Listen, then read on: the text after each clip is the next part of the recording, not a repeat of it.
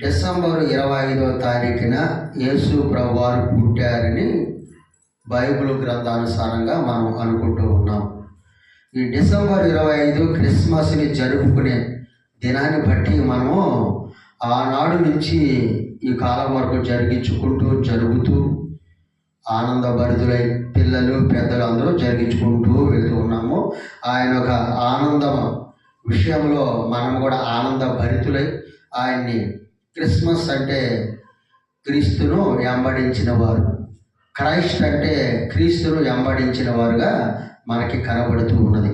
అలాగే ఈరోజు దేవుడు మనకి ఈరోజు ఒక వాక్యాన్ని దేవుడు తెలియపరుస్తూ ఉన్నాడు. ఇదన యేసు ప్రభువారు రేపు డిసెంబర్ 25వ తారీఖు పుట్టడానికి కారణాలు ఏంటి అని మనకి సందేహం వస్తున్నది. అదే సందేహంలో యేసు ప్రభువారు పుట్టబోతాడు, తర్వాత పుట్టాడు అనే విషయాన్ని ప్రవచన రూపంగా తెలియజేసేది రక్షకుని గురించి ముందుగా చెప్పబడిన ప్రవచనాలు. మళ్ళా చెప్పండి, నేను చెప్తాను, మీరు చెప్పండి. రక్షకుని గురించి ముందుగా చెప్పబడిన ప్రవచనాలు. రక్షకుడు గురించి ముందుగా చెప్పబడిన ప్రవచనాలు అని అంటే యేసు ప్రభువారు పుట్టక ముందు కూడా ప్రవచనాత్మకంగా దాఖలు ఉన్నాయి. ఎందుకంటే యేసు క్రీస్తు వారు పుట్టాక దేవుడు కాదు, పుట్టక ముందే దేవుడు. ఆయన పుట్టక ముందే దేవుడు, అది మనం గ్రహించుకోవాలి. ఎందుకంటే ఆయన పుట్టిన తర్వాత దేవుడు కాలేదు. ఆయన పుట్టక ముందే ఆదియు అంతము ఆయనే, అల్ఫాయు ఓమెగాయు ఆయనే. ఆయన భూమి ఆకాశములు సృజించక ముందు, మానవులను సృజించక ముందు ఆయన యేసు క్రీస్తు వారు పుట్టి ఉన్నారు. ఆయన స్వరూపమున నరుడు సృష్టించాడు అనే ఒక వాక్యాన్ని మనం తెలియజేస్తున్నాం. అలాగే ఆది కాండంలో చాలా యోహాను సువార్తలో దేవుని యొక్క విషయాలు మనకి తెలియపరుస్తున్నది. ఈరోజు రక్షకుని గురించి ముందుగా చెప్పబడిన ప్రవచనాల్లో మొట్టమొదటిగా ఒక మాట ఏంటంటే ఆది కాండము 3వ అధ్యాయము 15వ వచనముగా చెప్పబడుతున్నది. మొట్టమొదటిగా రక్షకుని గురించి ముందుగా చెప్పబడిన ప్రవచనాలలో మొట్టమొదటిగా స్త్రీ సంతానముగా జననము. ఏంటి చెప్పబడతలే? స్త్రీ సంతానముగా జననము మొట్టమొదటి మాట. ఆ రక్షకుడు గురించి ముందుగా చెప్పబడిన ప్రవచనాల్లో మొట్టమొదటి స్త్రీ సంతానముగా జననం. ఈ స్త్రీ సంతానము ద్వారా జనము ఎలా పుట్టినదో ఆది కాండము 3వ అధ్యాయము మనం ఒకసారి చదివినట్టే 15వ వచనంలో దేవుడు తెలియపరుస్తూ ఉన్నాడు. అంటే ఏడేం తెలియజేస్తున్నట్టే ఆది కాండం 3వ అధ్యాయం 15వ వచనంలో మరియు నీకును అంటే మగవారికి అలాగే స్త్రీకిని మీకు కలగబోయి సంతానమును నేను కలగజేస్తూ ఉన్నాను. ఆ సంతానము ఎలా ఉంటుందంటే యుగాలు మారిన తరాలు మారిన తరగని దేవుడు నేను పుట్టించబోతూ ఉన్నాను. అది కూడా ఎలాగంటే స్త్రీ సంతానము ద్వారా నేను పుట్టించబోతూ ఉన్నాను అని ఇక్కడ ఆది కాండంలో ఆది సువార్తగా చెప్పబడుతున్నది. ఇది ఆనాడే చెప్పబడుతూ ఉన్నది, ఏమి లేదు. మరి నీకును స్త్రీకును నీకు కలగబోయే సంతానమును నేను కలగజేస్తాను. ఆ సంతానము ఎలా ఉంటుందంటే భూలోకములో అద్భుతముగా ఆయన ఆశ్చర్య కార్యములు జరిగించేవాడుగా ఉంటాడని దేవుడు తెలియజేస్తూ ఉన్నాడు. అద్భుతంగా దేవుడు పుట్టాడు, అద్భుత కార్యములు జరిగించాడు. అదే మాటగా ఆడ ప్రవచనము చెప్పిన తర్వాత నెరవేర్పు ఎక్కడ జరిగినదంటే ఆ స్త్రీ సంతానము ద్వారా. గలతీయులు 4:4లో ఆడేం తెలియపరిచిందంటే అయితే కాలము పరిపూర్ణమైనప్పుడు దేవుడు తన కుమారుని పంపాను, ఆయన స్త్రీ యందు పుట్టాడు. ఏంటలే ఆడేం చెప్పాడంటే ఆది కాండంలో ప్రవచనం చెప్పాడు.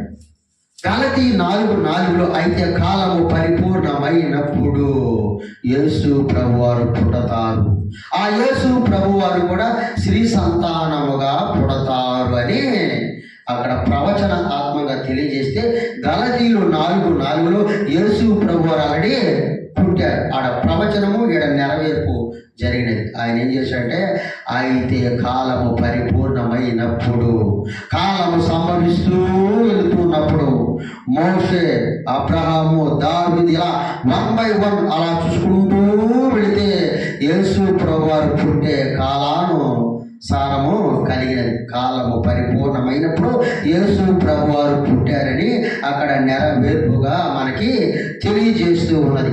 అటు యేసు ప్రభువారు పుట్టినందుకు ఈరోజు క్రిస్మస్ పర్వదినాన్ని మనము ఆనాడు నుంచి ఈనాడు వరకు జరిగించుకుంటూ ఉన్నాము. అలా ఆనంద భరితులు అవుతారని చూసిన వారు, ఈ యొక్క ఛానల్ ద్వారా చూసిన బిడ్డలు, ఇక్కడ కూర్చున్న బిడ్డలు ఆయన క్రిస్మస్ పర్వదినాన్ని మహా ఆనందముగా జరిగించుకుందముగాక.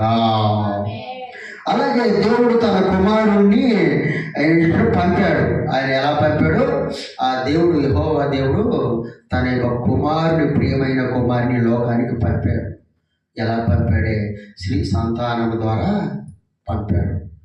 ఆది కాండంలో చెప్పిన మాట ఇక్కడ గలతీయులకు వచ్చిన తర్వాత దాదాపు 4000 సంవత్సరాలు, 7 సంవత్సరాల తల్లి, ఆది కాండం నుంచి గలతీయుల దాకా రాస్తున్న ఆ టయానికి దాదాపు 4000 సంవత్సరాల తరువాత ఆ ప్రవచనం అనేది నెరవేరబడినది.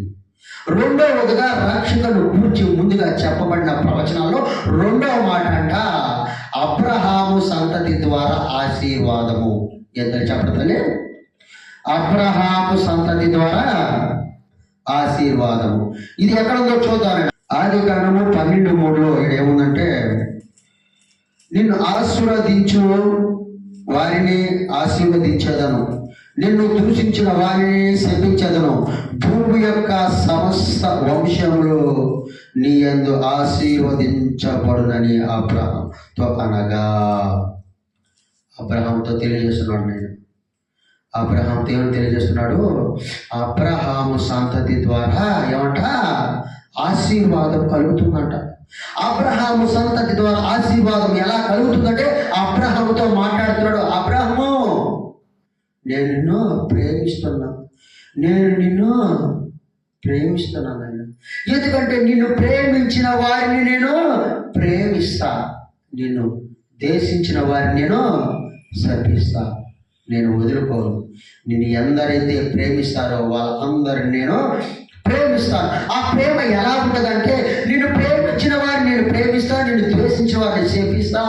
అంతేకాని నా యందు లోబడిన ప్రతి ఒక్కరిని వాళ్ళని నీ తరపున, నీ వంశవాళి ప్రకారముగా నేను ప్రతి ఒక్క వంశంలో వచ్చి అందరిని నేను ఆశీర్వదిస్తాను. అలాగే యాకోబు, ఇశ్రాయేలు అనే యాకోబు 12 మంది కుమారులు కన్నాడు. 12 మంది గోత్రాలుగా ఏర్పడినది. ఆ 12 గోత్రాల్లో యూదా గోత్రంలో మన యేసు ప్రభువారు అద్భుతంగా పుట్టాడు, ప్రవచన ఆత్మకంగా. తదుపరి నెరవేరినది. భూమి యందు పుడుతున్న ప్రతి ఒక్క వంశావళిని నిన్ను బట్టి నీ తరపున నేను ప్రతి ఒక్కరిని ఆశీర్వదిస్తానని దేవాది దేవుడు అబ్రహాము ద్వారా, అబ్రహాము సంతతి ద్వారా దేవుడు తెలియపరిచాడు. అదే విధముగా తర్వాత దావీదుని ఆశీర్వదించాడు. తర్వాత ఏం చేశాడు? దావీదుని తర్వాత దేవుడు అద్భుతంగా యేసు ప్రభు వారి వంశావళి యూదా గోత్రమును దేవుడు ఆశీర్వదించాడు. అటువంటి యూదా గోత్రమును ఆశీర్వదించిన దేవుడు మనల్ని ఆశీర్వదించాడు. మనల్ని ఆశీర్వదిస్తాడు. కాబట్టి మీరు నమ్మకము కలిగి ఉండి దేవుడి యొక్క క్రిస్మస్ వేడుకలో మీరు పాలు పంచుకుంటూ ఉన్నారు కనుక, దేవుడిని వెంబడించిన వారు కనుక మీకు సకల దేవుడు ఆరోగ్యాలు, ప్రతి ఒక్క విషయంలో మీకు సమాధానము కలుగును గాక. అదే విషయాన్ని తీసుకొస్తూ, అది అబ్రహాము సంతతి ద్వారా ఆశీర్వాదం ఎలాగంటే, అక్కడ ఆది కాండం నుంచి తీసుకొని వచ్చి ఇక్కడ మత్తయిలోకి వచ్చేసరికి, మత్తయి 1:1లోకి వచ్చేసరికి దాదాపు ఎన్ని సంవత్సరాలంటే దాదాపు 2000 సంవత్సరాలు. 7 సంవత్సరాల తల్లి, 2000 సంవత్సరాలు. ఇటు చూడండి తల్లి, అబ్రహాము సంతతి ద్వారా దేవుడు ఆశీర్వదించిన విధానాన్ని బట్టి అక్కడ ఆది కాండం నుంచి ఇక్కడ మత్తయి దాకా దేవుడు ఏం చేశాడంటే అబ్రహాము కుమారుడకు, మత్తయి 1:1 అబ్రహాము కుమారుడకు దావీదు కుమారుడకు యేసుక్రీస్తు వంశావళి. ఎలా యేసుక్రీస్తు వంశావళి అని లిఖిత పూర్వకంగా రాశారు. ఇది ఈ వ్యవధి కాలము 2000 సంవత్సరాలండి. ఎంత లేని సంవత్సరాలు తెలియ 2000 సంవత్సరాలు. అబ్రహాము నుంచి యేసు ప్రభు వారు తీసుకొని వస్తే దాదాపు 2000 సంవత్సరాలు. ఆడ ప్రవచనము ఈడ నెరవేరినది. అందుకు దేవుడు అంటున్నాడు, రక్షకును గూర్చి యేసు క్రీస్తు వారిని గూర్చి ముందుగా చెప్పబడిన ప్రవచనాల్లో 2వ మాట అబ్రహాము సంతతి ద్వారా అందరినీ 1 by 1 అందరినీ వంశావళందరినీ దేవుడు ఆశీర్వదిస్తూ, ఇప్పుడు కూడా అందరినీ దేవుడు వెంబడించిన ప్రతి ఒక్కరిని దేవుడు ఆశీర్వదిస్తూ వస్తున్నాడు. అలా ఆశీర్వాదమును పొందుకోవాలంటే దేవుడు నువ్వు వెంబడించుదుగాక. అలా నువ్వు దేవుడిని వెంబడించాలంటే ఈ ఛానల్ ద్వారా చూస్తున్న బిడ్డలు దేవుని వాక్యమును ప్రతి నిత్యము చదువు, ఆయన మాటలను అనుసంధానముగా నడుచుకో, మంచి చేయి, వీలైతే చెడు చేయకు. దేవుడు నేర్పిన మాట. బైబిల్ 66 పుస్తకాల్లో ఒకే ఒక మాట కనబడుతుంది. యేసు క్రీస్తు వారు పుట్టడానికి కారణము ప్రేమ అనురాగాలు పంచడానికే. ద్వేషము విద్వేషాలు ఆయన చూపల. ద్వేషము విద్వేషము ఎదుటి వారి యొక్క తలంపుల మీద, ఎదుటి వారి యొక్క ఇబ్బంది పెట్టిన వారిని ఏం చేశాడు, నాన్న ఈ చెంపతో కొడితే ఆ చెంప కూడా చూపించు, నువ్వు తల ఉంచుకొని వెళ్ళిపోయే ఇబ్బంది లేదు. కానీ ఏదో ఒక రోజు ఆ వ్యక్తి మారుతాడు. ఫైనల్గా దేవుడి గ్రంథములు చెబుతున్నాడు, ప్రేమను చూపిస్తున్నాడు. ఈ క్రిస్మస్ దినములలో మనకి దేవుడు ప్రేమ అనేది చూపిస్తున్నాడు. అబ్రహాము సంతతి ద్వారా ఆశీర్వాదము మనకి తెలియజేసిన విధముగా, అది కూడా అబ్రహాము కుమారుడైన దావీదు కుమారుడైన యేసుక్రీస్తు వంశావళి అయిన యూదా గోత్రము వంశావళిని దేవుడు తదనంతరము దేవుడు దీవిస్తూ వస్తూ ఉన్నాడు. అలాగే 3వది యూదా గోత్రంలో జనం అనేది, అది ఎక్కడ తెలపబడిందో ఒకసారి చూద్దాము. నాయన యేసు ప్రభువారు యూదా గోత్రములో పుట్టడానికి ఇక్కడ తెలియజేస్తున్నాడు.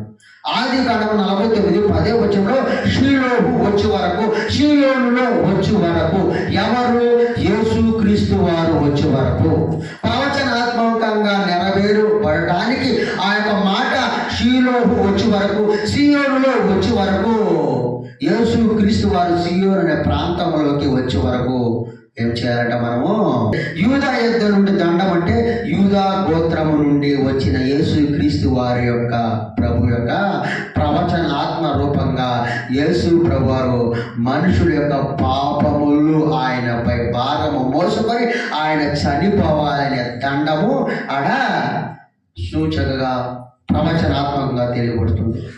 యూదా గోత్రము నుండి ఆయన బలి అవ్వవలసి ఉన్నది.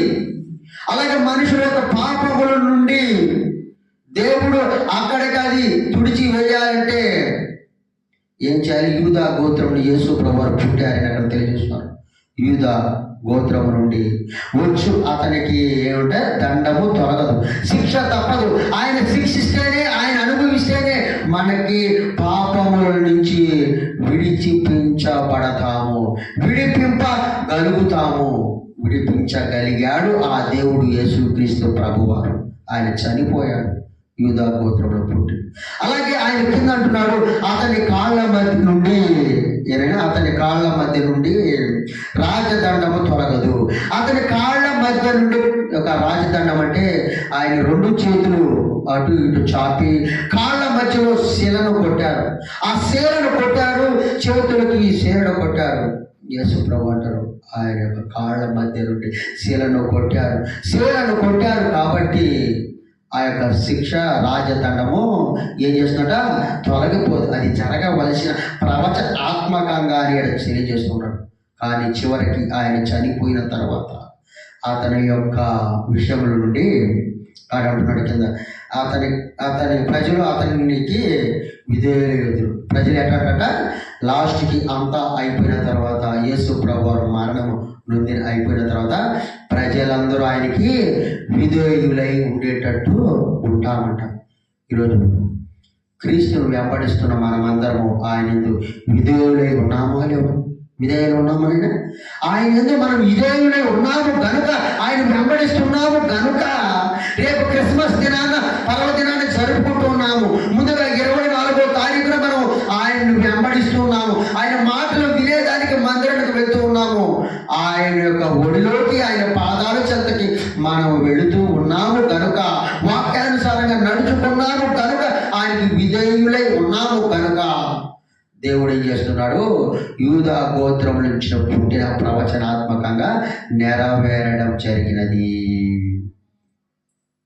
ఎబ్రీ 7:14 ఏమని తెలియపరిచాడో ఎడనైనా చెప్తా ఉన్నాడు.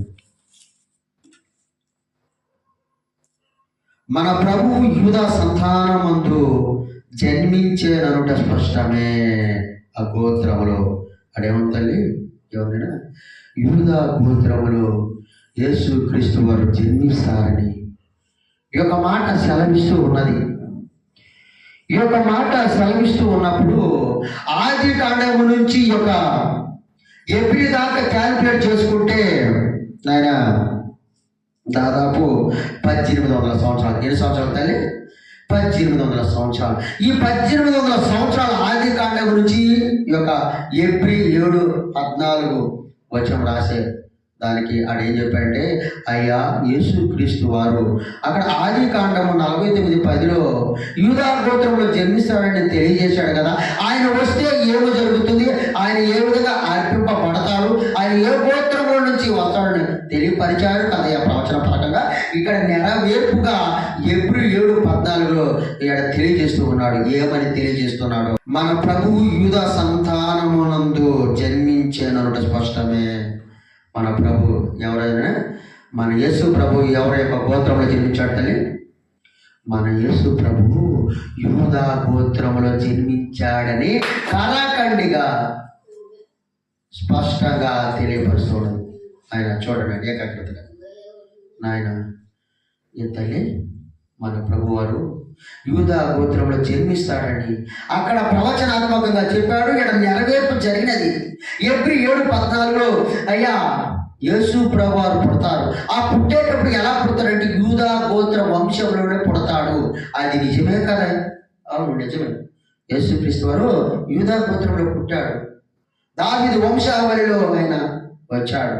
అటువంటి యూదా గోత్రంలో దేవుడు జన్మించినందుకు ఈరోజు ఆయన మనము ప్రతి నిత్యము వెంబడిస్తూ ఉన్నాము. ఆయన వెంబడిస్తున్న ప్రతి ఒక్కరికి సకల ఆశీర్వాదములు దేవుడు ఇచ్చునుగాక. 4వ మాట, దావీదు సింహాసనానికి వారసుడు ఎలాగంటే అక్కడ మనకి 4వదిగా చెరుపుతూ ఉన్నాడు. 4వ ప్రవచనంగా ఏం చెబుతున్నాడు? 2 సమూయేలు 7:13 ఆ మాట. ఈ యొక్క విషయాన్ని 4వ మాటగా నాయన దావీదు సింహాసనానికి వారసుడుగా తెలియజేస్తున్నాడు. దావీదు సింహాసనానికి వారసుడుగా ఏమని తెలియజేస్తున్నాడంటే 2 సమూయేలు ఒక విషయంలో మనకి తెలియపరుస్తూ ఉన్నాడు. 7:13 ఏమంటూ ఉన్నాడంటే, ఆ 2 సమూయేలు 7:13 నా నామము నా ఘనత అంటూ ఉన్నాడు. ఘనత కొరకు అతని రాజ్య సింహాసనము పైన నిత్యము నిలుచును, స్థిరపరచెదను అంటూ ఉన్నాడు. ఆయన నామ ఘనత, యేసు ప్రభు వారి యొక్క నామ ఘనత నొందాడు. ఆయన నామము ఘనత నొందాడు కనుక దావీదు సింహాసనానికి ఆసీనుడు అయ్యేదానికి వారసుడుగా ఉండబోతూ ఉన్నాడు. ఈ కడవరి దినములో మనం ఉన్నాము. ఏదో ఒక టైంలో చివరి గడియల్లో ఉన్నాము. ఏదో క్షణమున మనం అందరం చనిపోయి వెళ్ళవచ్చు. కానీ ఆ క్షణాన దేవుడు తదనంతరము యేసు ప్రభు వారంట దావీదు ఏ సింహాసనం ముందు కూర్చొని ఉన్నాడు, ఆ సింహాసనం ముందు ఆసీనుడయ్యే విధముగా వారసుడు అయ్యాడు.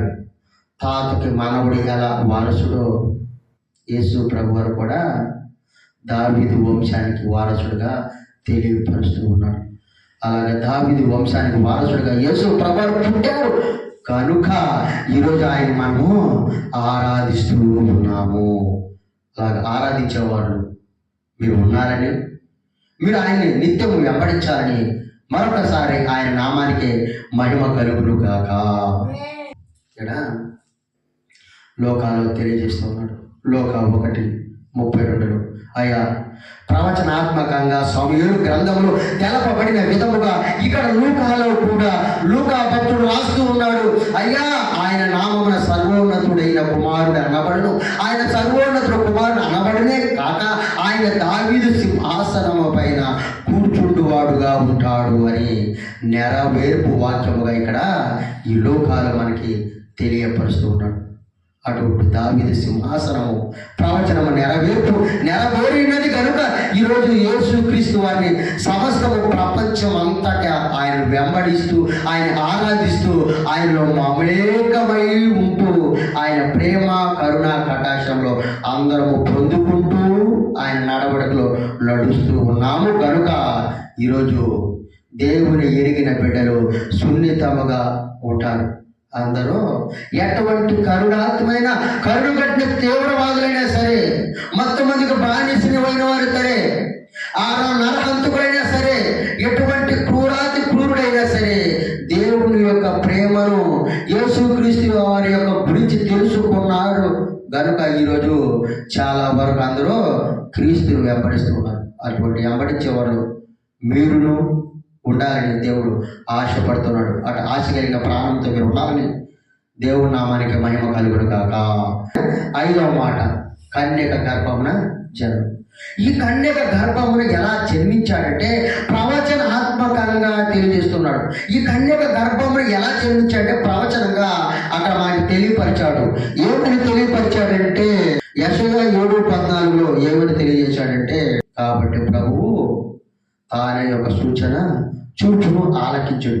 ఎందుకంటే కన్యక గర్భవతి కుమారుని కనుడు, ఆ కుమారునికి ఇమ్మానుయేలు అని పేరు పెట్టబడును.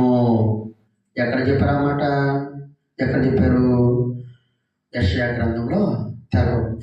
ఆ యెషయా గ్రంథంలో తెలపబడింది ఏంటంటే, ఆ యెషయా గ్రంథంలో 7:14 ప్రవచనాత్మకంగా మాట ఉన్నది. ఏముందంటే, అయ్యా కాబోయే కాలంలో, తదనంత కాలంలో, రాబోయే కాలంలో ఏముంటాడంటే కన్యక గర్భాన ఒక కుమారుడు కనును. కన్యక గర్భాన ఒక కుమారుడు పుట్టును, ఆ కుమారుడికి ఇమ్మానుయేలు అని పేరు పెట్టబడునయ్యా అని ప్రవచనాత్మకంగా ఇక్కడ తెలపబడింది. అదే విషయాన్ని నెరవేర్పుగా ఎక్కడ చూపిస్తూ ఉన్నాడంటే 1:22-23 వచనంలో, ఇదిగో కన్యక గర్భాన కుమారుడు పుట్టును, ఆ కుమారుడికి ఎవరి పేరు పెడతారు? ఇమ్మానుయేలు అని పేరు పెట్టబడును అని ఆనాడు ఆ ప్రవక్త చెప్పాడు కదా. ఇప్పుడు నెరవేరినదని నెరవేర్పు వాక్యముగా దేవుడు తెలియపరిచాడు. కన్యక గర్భాన యేసు ప్రభువారు పుట్టాడని దాఖలాలు ఉన్నాయి, సత్యాలు ఉన్నాయి, నిజ ఆ యొక్క విషయములు ఉన్నాయి. ఇప్పుడు కూడా ఆయన ధరించిన వస్తువులు ఇప్పుడు కూడా మ్యూజియంలో ఉన్నాయి. దేవుడు యేసుక్రీస్తు వారు నిజ దేవుడు, సత్య స్వరూపుడు. ఆయన కొలిచిన వారు సకల సమృద్ధి ఆరోగ్యాలతో పాటు సకలము వాళ్ళు ఏది అనుకుంటే కన్నీటి ప్రార్థన ద్వారా వాళ్ళు ఏ కల్మషం లేకుండా ఆయన వైపు వెంబడిస్తే కన్యక గర్భాన పుట్టిన యేసు ప్రభువారు మనకి సకాలము కలిగించునుగాక. బెత్లెహేములో జననం అంటారు. ఇంకో మాట ఏంటంటే 6వ మాట, బెత్లెహేములో జననం అంట. ఈ బెత్లెహేములో ఎలా జననం అంటే మీకా 5:2 ఒకసారి చూసుకున్నట్లయితే ఆడ తెలియపరిచాడు. తండ్రి ఏమని తెలియపరిచాడంటే, బెత్లెహేమానికి దేవుడు తెలియజేస్తాడు. ఓ బెత్లెహేమా ఎఫ్రాతాగో, బెత్లెహేమా యూదా వంశములోని ఒక బిడ్డ పుట్టబోతూ ఉన్నాడు. ఆ బిడ్డ ఎలా ఉంటాడంటే అక్కడ తెలియజేస్తూ ఉన్నాడు. ఆయన ఏమని తెలియజేస్తూ ఉన్నాడంటే, నువ్వు స్వల్పమైన గ్రామములో బెత్లెహేము, యూదా దేశంలో బెత్లెహేము అనే గ్రామములో యేసుక్రీస్తు వారు పశువుల పాకలో పుడతాడు అని అక్కడ ప్రవచనాత్మకంగా తెలపబడినది.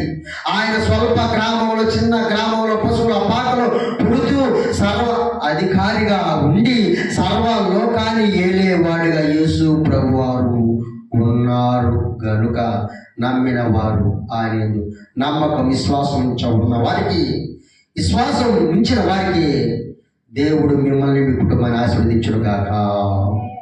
అలాగే అదే మాటనైనా మత్తయి 2లో అదే మాట ప్రవచనాన్ని ఏం చెప్పాడంటే, తల్లి ఎగరైనా ఈ మాట ఏం చెప్పాడంటే ఆయన అంటూ ఉన్నాడు, అయ్యా ఇదిగో తండ్రి, నేను ఇదిగో మీకా 5:2 ఆ మాట చెప్పిన విధముగా యేసు ప్రభువారు ఆ యొక్క యూదా వారి కుటుంబంలో పుడతాడు, స్వల్పమైన చిన్న గ్రామంలో పుడతాడు. ఆయన ఇశ్రాయేలులో ఏమవుతాడు? ఇశ్రాయేలును ఏలబోయే గనుడు అవుతాడు. ఇశ్రాయేలు జనాంగానే ఏలబోయేవాడుగా, ఘనత వహించేవాడుగా, ఆయన దిక్సూచిగా ఆ యేసు ప్రభువారు ఉంటారని అక్కడ తెలియజేశారు. అక్కడ అలాగే కిందకు వస్తేనైనా ఆ మాట అంటూ ఉన్నాడు. అదే మాట నాయన పురాతన కాలం నుండి మొదలుకొని శాశ్వత కాలం వరకు, ఏ కాలం నుంచి తల్లి అయినా ప్రవచన పురాతన కాలం, ఆ కాలం నుంచి మీకా రాస్తున్న ఆ కాలం నుంచి, ఆ పురాతన కాలం నుంచి యేసుక్రీస్తు వారు పుట్టిన దాకా పురాతన కాలం నుంచి దేవుడు శాశ్వత కాలం వరకు అనేక దగ్గర ప్రత్యక్షమవుతూ ఉన్నాడు. ఎలా ప్రత్యక్షమవుటకు మెషకు అభ్యర్థకు ఆ ముగ్గురు కాలిపోతున్నప్పుడు ఎనక 4వ వాడిగా యేసు ప్రభువు వచ్చారు. దావీదు గొల్లియాతును కొడుతూ ఉన్నప్పుడు, అయ్యా నీ సహాయం కావాలన్నప్పుడు దావీదుకి వెనుకంటూ ఉంటూ సపోర్ట్ ఇచ్చాడు ఆ యేసు ప్రభువారు. దేవుడు కనబడుతూ ప్రత్యక్షమవుతూ, సౌలు కూడా సౌలా సౌలా నువ్వు నన్ను ఎలా హింసిస్తూ ఉన్నావు, నువ్వు హింసిస్తున్న ప్రజలు నా ప్రజలయ్యా, నా బిడ్డలయ్యా, వాళ్ళు ఎలా హింసిస్తావని దేవుడు సౌలుకి ప్రత్యక్షమైన దాఖలాలు ఉన్నాయి. అట్టు ఉన్నాడు. పురాతన కాలం నుంచి శాశ్వత కాలం దాకా దేవుని యొక్క ప్రత్యక్షము ఈ వివిధ రకాలలో కనబడుతూ ఉన్నది అని ప్రవచనాత్మకంగా చెప్పబడినది కనుక ఆ చివరకు లాస్ట్కి యేసు ప్రభువారు ఏం చేశాడు? ఆ కాలంలో బట్టి ప్రత్యక్షమవుతూ నిజ దేవుడుగా అనిపించుకుంటూ ఉన్నాడు. అటువంటి నమ్మకం 7వ మాట, ఐగుప్తు నుండి పిలవబడు. ఎందుకంటే ఐగుప్తులో యొక్క దేవుని యొక్క ప్రజలు ఇశ్రాయేలు జనాంగం ఏం చేస్తున్నారు అని బహు ఒక విషయంలో బాధపడుతున్నారు, ఇబ్బంది పడుతున్నారు. అటువంటి ఐగుప్తులో నుండి, ఆ చెరలో నుంచి దేవుడు విడిపింపబడేటట్టు చేసి వాళ్ళ బయటకు తీసుకువచ్చి ఇశ్రాయేలు జనాంగాన్ని బయటకు తీసుకొని వచ్చి దేవుడు తదనంతరము ఐగుప్తు చెర నుంచి బయటకు రాగానే ఆ యొక్క వంశావళిలో యూదా గోత్రంలో యేసు ప్రభువారు పుట్టారని అక్కడ ప్రవచనాత్మకంగా తెలియపరుస్తున్నారు. అదే మాటనైనా మత్తయి 2:14 ఏమని తెలియపరిచాడంటే, ఇదిగోనైనా దేవుని యొక్క దూతలంట, నైనా దేవుని యొక్క దూతలు ఏం చెప్తున్నారు? దేవుని యొక్క దూతలు యేసుకి తెలియజేస్తున్నారు, అయ్యా ఈ చెర నుండి నువ్వు విడిపించబడాలి. ఎందుకంటే కన్యక గర్భాన పుట్టిన యేసు ప్రభువారు తల్లిని బిడ్డని చంపే దాఖలాలు వచ్చున్నాయి. శిశువుడైన యేసు ప్రభువారిని చనిపోయే దాఖలాలు వచ్చున్నాయి. ఇక్కడి నుంచి హఠాత్తుగా నువ్వు లేచి వెళ్ళిపో సురక్షితమైన ప్రదేశానికి. ఎందుకంటే ఏ రోజు చనిపోయేంత వరకు నువ్వు అక్కడే ఉండు అని దేవుడు తెలియజేశాడు. అదే మాట ప్రవచనాత్మకంగా నెరవేర్పుగా దేవుడు తెలియజేశాడు. అలా మాట ఇంకొక మాట నాయన, పిల్లల వధ 7వ చర్య. నాయన పిల్లల వధ 7వ యొక్క చర్య. పిల్లలంట ఏం తల్లి? మత్తయి 2:16-18 నాయన, తూర్పు దిక్కున యేసు క్రీస్తు వారు పుట్టారని ఆ చుక్క కనబడుతుంది. ఆ తూర్పు దిక్కున చుక్క పుట్టగానే ఎక్కడో తూర్పు దేశపు జ్ఞానులు, గొర్రెల కాపరు ఆ సమాచారాన్ని తెలుసుకున్నారు. తెలుసుకోగానే తూర్పు దేశపు జ్ఞానులంట హఠాత్తుగా వచ్చి ఆ ఏరోదు ఉండే యేసు ప్రభువారు పుట్టే ప్రాంతానికి వచ్చి, అయ్యా ఇక్కడ యేసు ప్రభువారు పుట్టారంట, ఆయన మీకు తెలుసా? ఎలా పుట్టాడు? ఇదిగో చుక్క పుట్టినది, ఆ చుక్కను బట్టి మేము వచ్చాము, ఎక్కడ పుట్టాడో మాకు చెప్పండి, పలానా పలానా అని చెప్పి ఆ జ్ఞానుల విషయాలన్నీ చెప్పారు. చెప్పిన తర్వాత వెళ్ళిపోయారు. ఆ తర్వాత యేసు ప్రభువారు పశువుల పాకలో పసిపెట్టిన చూశారు. అంతా అయిపోయినది. కార్యక్రమం అంతా చూసిన తర్వాత వాళ్ళు ఇచ్చిన బంగారము, బోళము, సాంబ్రాన్ని అర్పించగానే యేసు ప్రభువారిని చూడగానే అప్పటికప్పుడే దేవుని యొక్క దూతలు దేవుని ఆజ్ఞ ప్రకారంగా తూర్పు దేశపు జ్ఞానాన్ని హెచ్చరిస్తుంది, అయ్యా మీరు వచ్చేటప్పుడు ఏ రోజు రాజుని కనబడ్డారా, ఆయనకి విషయం చెప్పారా? ఇప్పుడు నేను చెప్తూ ఉన్నాను, దేవుని యొక్క దూతలు మాట్లాడుతున్నాయి, నువ్వు ఎలా వచ్చావో ఈ దారిని కాకుండా వేరే దారి నువ్వు వెళ్ళిపోండి అని ఆ యొక్క దేవుని యొక్క దూతలు చెప్పగానే వాళ్ళు వేరే దారి వెళ్ళిపోయారు. తర్వాత ఏ రోజు రాజు తెలుసుకొని వీళ్ళు నాకు ద్రోహము చేశారు. ఈ తూర్పు దేశపు జ్ఞానులు నాకు సమాచారం అందిస్తారని నేను వెయిటింగ్ చేసి ఎదురు చూస్తూ ఉంటే వాళ్ళు ఏం చేశారు? దొంగదారిని వెళ్ళిపోయారు, తప్పించుకొని వెళ్ళారని చెప్పి ఆయన ఆగ్రహము, ఆవేశము, కోపము కలిగిన వాడుగా ఉన్నాడు. కలిగిన వెంటనే ఏం చేశారు కదా, ఇక నుంచి ఈ యొక్క బెత్లెహేము దేశంలో, ఈ బెత్లెహేము గ్రామంలో, ఈ చుట్టుపక్కల గ్రామంలో 2 సంవత్సరాలలోపు పిల్లలందరినీ చంపండి. ఏం చెప్పండి? నేను 2 సంవత్సరాలలోపు ఉన్న పిల్లల్ని మీరు చంపేయండి, వధించండి, నరబలి చేయండి అని ఏ రోజు రాజు చెప్పగానే ఆ యొక్క విని వెంటనే అందరూ చేసుకుంటూ వచ్చాడు. ఆ యొక్క చర్య రాగానే ఈ లోపల యోసేపు తన యొక్క బిడ్డ అయిన యేసు ప్రభువాన్ని, కన్యని మరియమ్మని తీసుకొని హఠాత్తుగా తీసుకొని వెళ్ళాడు. అలాగా దేవుడి యొక్క అద్భుత కార్యము పిల్లలుగా హేరోదు యొక్క చర్యని బట్టి దేవుడు తప్పించగలిగేటట్టు చేశాడు యేసు ప్రభు. ఆయన తప్పించగలిగేటట్టు ఈరోజు మనం ఆయన నమస్కరించుకుంటూ ఆయన పాదాల చెంత మనం పడుతూ క్రిస్మస్ని పర్వదినాలుగా జరుపుకుంటున్నాం. లాస్ట్గా యేసు ప్రభు తదనంతరం పుట్టిన తర్వాత ఆయనట గలిలయలో పరిచయం చేశాడు. ఎలా చేశాడు తల్లి? గలిలయలో పరిచయం చేశాడు.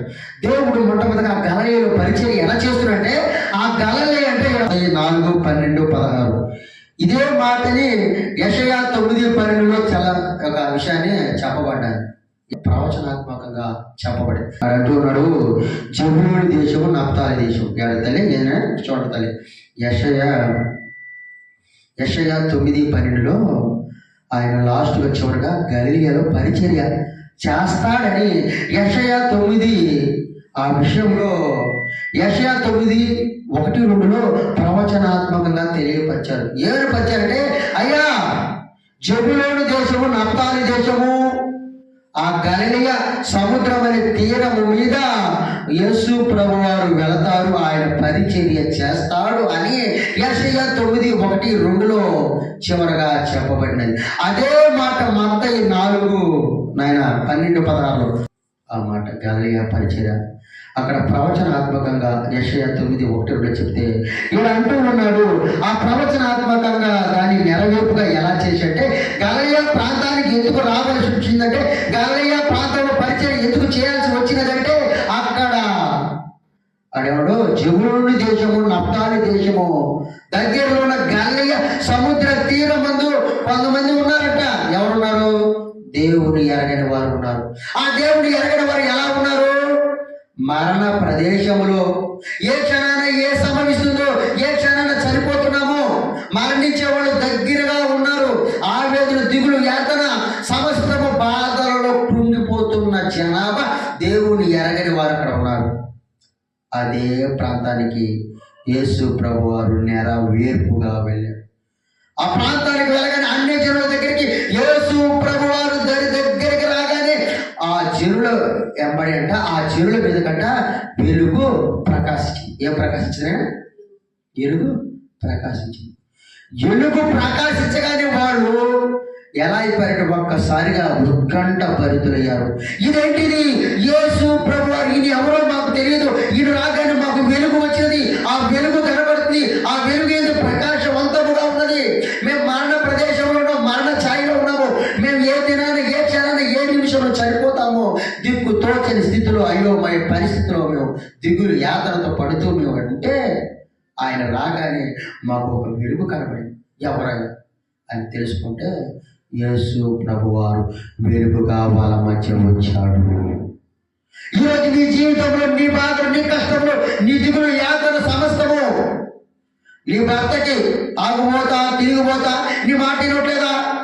నీ కుటుంబ సమస్యలు, ఆర్థిక పరిస్థితులు, ఇబ్బందులు ఉన్నావా? నీ బిడ్డలు చదువుకోవాలని ఆశగా ఉన్నావా? నువ్వు గ్రామంలో నువ్వంటూ స్థాయికి వెళ్ళాలా? నీకంటూ చీకటిని పారదోలి, ఆ చీకటిని పారద్రోలి నీకు వెలుగు రావాలంటే అక్కడ గలిలయ ప్రాంతంలో అన్ని జనుల మధ్య దేవుని ఎరగడం మీద, వారి మీద దేవుని యొక్క వెలుగు ప్రకాశించిన విధంగా ఈరోజు నీకు వెలుగుని ప్రకాశించుదురు చేటట్టు చేయుగాక. అటువంటి వెలుగు కావాలి అనుకున్న వారు దేవుని వెంబడిస్తూ, వాక్యములు చదువుతూ, ప్రార్థన చేస్తూ, నిత్యం ఆయన కొరి ఆడదగి ఈ క్రిస్మస్ నువ్వు తెలుసుకున్న వాడివైతే దేవుడు నిన్ను నిరంతరం నిన్ను దీవించుగాక.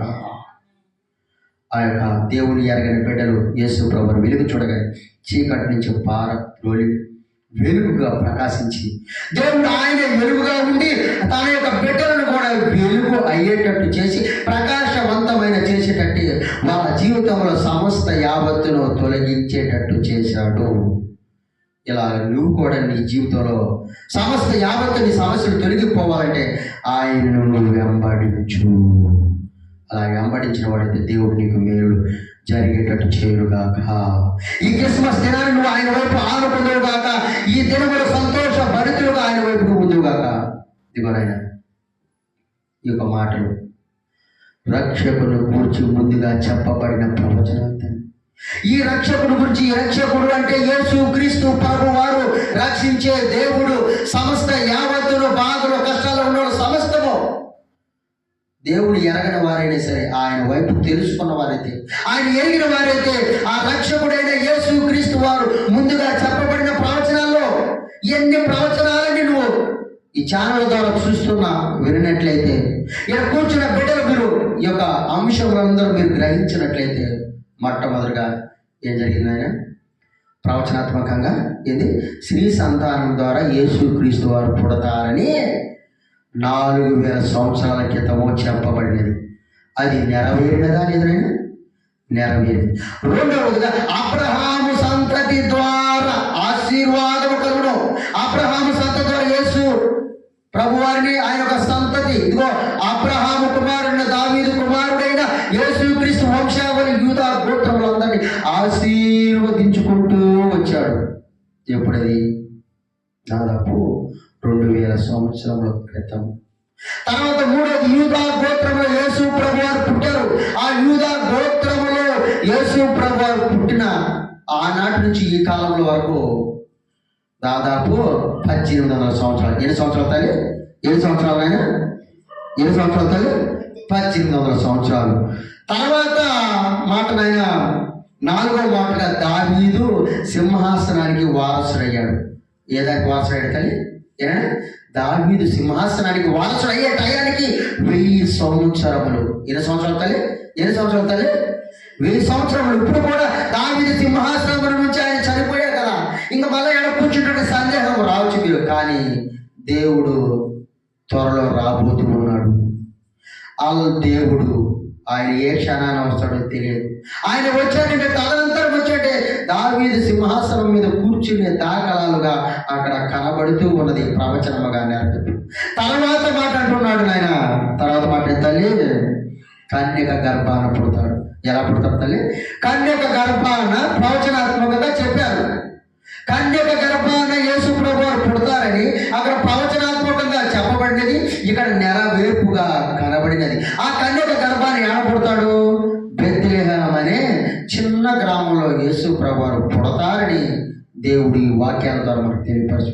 తదనంతరము ఆయన ఐగుప్తు నుండి పిలువబడుట, ఐగుప్తు నుండి ఎలా పిలువబడ్డాడు, ఎలా పిలిచిన తర్వాత బయటకు వచ్చిన తర్వాత ఎలాగ ఏ వంశావళిలో రావవలసి ఉన్నదని దేవుడు ఐగుప్తుడు పిలవబడుట కాబట్టి దేవుని యొక్క కార్యము జరిగినది.